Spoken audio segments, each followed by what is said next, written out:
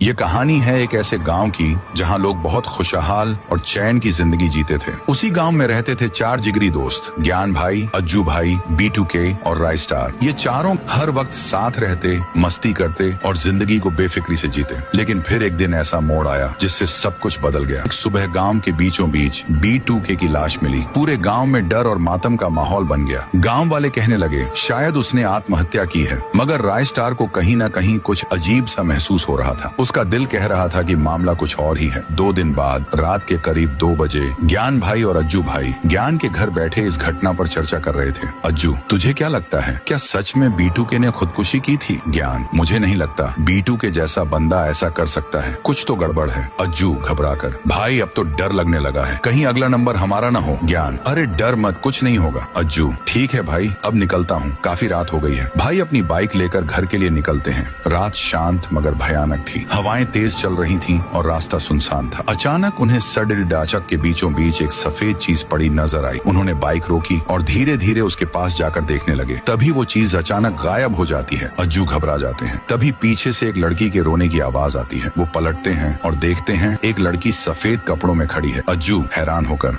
तू तो उस दिन मर गई थी ना लड़की, अब तुझे भी मेरे साथ चलना होगा। और तभी वह लड़की अपना भयानक असली रूप दिखाती है। अज्जू भाई की तेज चीख गूंजती है। अगली सुबह अज्जू भाई की लाश नदी के किनारे पाई जाती है। अब पूरे गांव में खौफ छा जाता है। ज्ञान भाई को रोते हुए पाता है। वो उसके पास जाता है और गंभीर आवाज में कहता है, ज्ञान, तू मुझसे कुछ छुपा रहा है, अब सच सच बता दे। ज्ञान आंखों में आंसू लिए, वो उस दिन की बात है जब हम पार्टी से लौट रहे थे। B2K ने बहुत पी रखी थी और वही गाड़ी चला रहा। अचानक एक लड़की सड़क पर आ गई और हमारी गाड़ी से टकराकर उसकी मौत हो गई। हम डर गए और उसकी लाश वहीं छोड़कर भाग गए। अब वो लड़की आत्मा बनकर लौट आई है और हमसे बदला ले रही है। अब अगला नंबर मेरा है, मुझे बचा ले भाई। उसी रात राय स्टार ज्ञान भाई को लेकर कब्रिस्तान जाता है। वे उस लड़की की कब्र के सामने खड़े होते हैं। मैं जानता हूँ तुम यहीं हो, अगर मेरी बात सुन सकती हो तो सामने आओ। अचानक तेज हवाएं चलने लगती हैं। फिर वो भूतनी सामने आती है। उसका चेहरा बेहद भयानक होता है। राय स्टार, जो हुआ वो गलत था, तुम्हारी जिंदगी छीनी गई, मगर बदला लेकर क्या तुम्हें चैन मिलेगा? आत्मा, तुम्हारे दोस्तों ने मेरी दुनिया तबाह कर दी, अब उसका हिसाब देना होगा। फिर वो जोर जोर से हंसने लगती है। जमीन कांपने लगती है, आसमान गरजता है और पूरा कब्रिस्तान धुंध में डूब जाता है। कुछ ही पल बाद जब धुंध छटती है, राय स्टार देखता है, ना वहाँ आत्मा होती है,